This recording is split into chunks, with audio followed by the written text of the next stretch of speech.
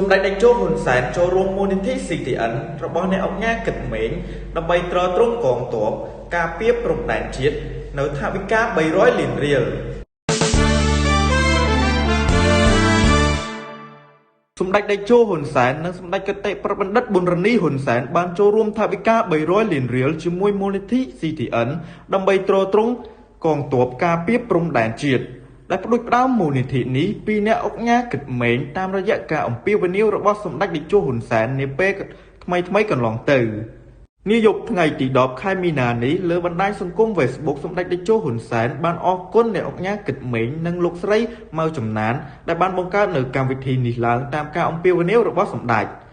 តេជោបានបញ្ជាក់ថានេះជាខឿនការពារជាតិរបស់ប្រជាពលរដ្ឋដ៏រឹងមាំរបស់យើងការតស៊ូប្រឆាំងការឈ្លានពានរបស់ថៃតាមផ្លូវយោធានយោបាយការទូតនិងផ្លូវច្បាប់ត្រូវដាក់ក្នុងយុទ្ធសាស្ត្រយូរអង្វែងយោធាត្រូវត្រៀមគ្រប់ពេលវេលានិងប្រើប្រាស់ពេលយូរជាមួយការតស៊ូតាមផ្លូវតុលាការយុត្តិធម៌អន្តរជាតិកុងឡាអេ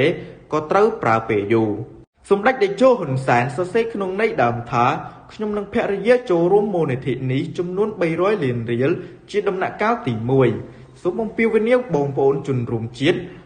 ចូលរួមភ្ជាប់និស្ស័យជាមួយកងទ័ពជាមួយជាតិនិងទឹកដីរបស់យើងទាំងអស់គ្នា